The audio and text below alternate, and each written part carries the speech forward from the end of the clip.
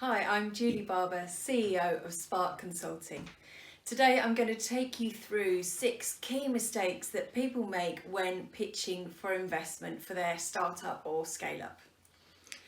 I've been working in large corporates for 20 years across regulators, banks, consultancies, doing lots of transformation and innovation, and through the course of that having interactions with lots of startups who are pitching for corporate investment or sales and watching them get it really wrong and ruining fantastic opportunities that they had.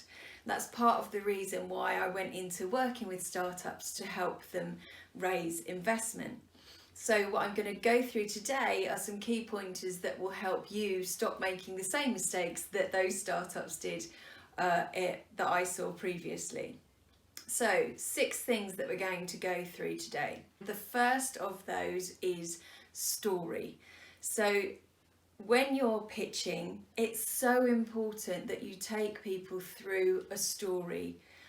When people talk about death by PowerPoint, it's not the fact that there's a PowerPoint, it's how that is presented. So if you're saying, and now let's turn to slide 3 and look at the financials, that's death by PowerPoint. If you can turn your presentation into a story, why did I start this? What do I do now? How do we solve this problem? How much success have we had so far? It's really engaging as a story that you can take potential investors through. The second thing that you need to watch out for when you're pitching for investment is passion.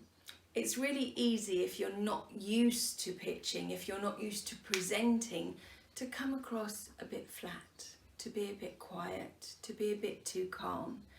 Investors need to know that you are absolutely passionate about what you do, that you love it inside and out, and that you are the right person for the job when it comes to solving this problem that you've chosen.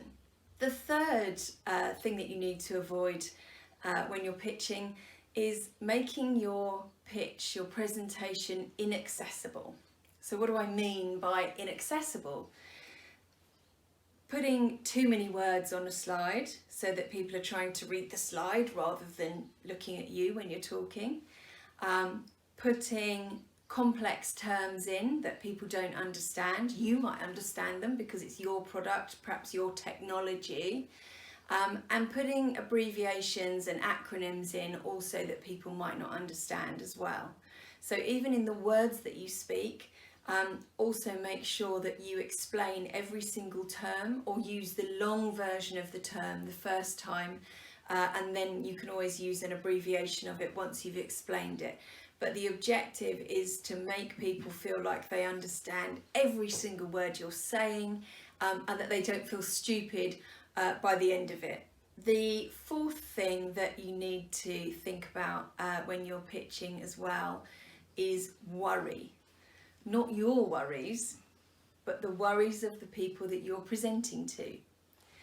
When you're presenting to investors, when you're pitching for that money that you need for your company, you're faced with a person or a panel of people perhaps who all have a collection of worries inside their head, and they keep those worries as a kind of checklist to help them evaluate new propositions that they see. And what they want you to do is actually tick off each of those worries and tell them why they shouldn't worry about those things in how you pitch and present to them and what you tell them. So they might worry that you don't have a big enough market. Make sure that you tell them the size of the market that you can address. They might worry that your team isn't particularly credible or has the right skills in it. Tell them exactly what you've got. It's really important that you dig into what the person that you're pitching to will worry about, and then make sure that you tick off all of those worries in your presentation. The fifth thing that you need to think about when you're pitching is credibility. So when you're pitching, when you're presenting, it's really important to show that you are credible as an entrepreneur.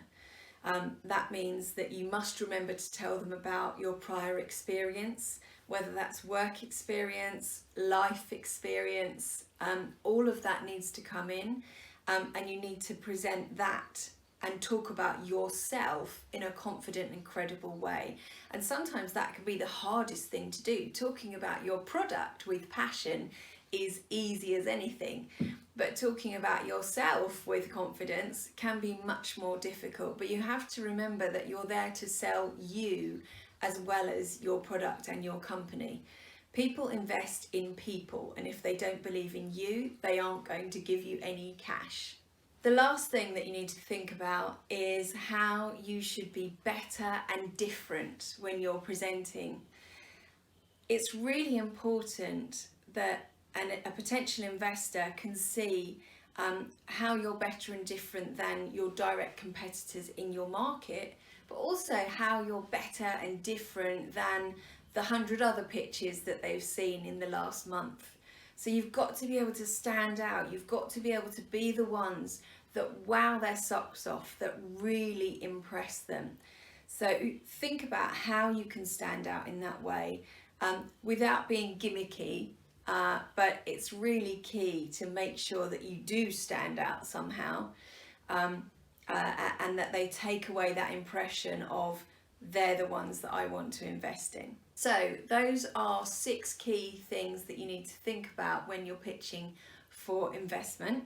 I hope that's been useful, and of course you can feel free to follow me on social media, on LinkedIn as Julie Barber, and also Spark exclamation consulting, and you can also find us on our website at spark-consulting.co.uk or on Twitter at Spark for Startups.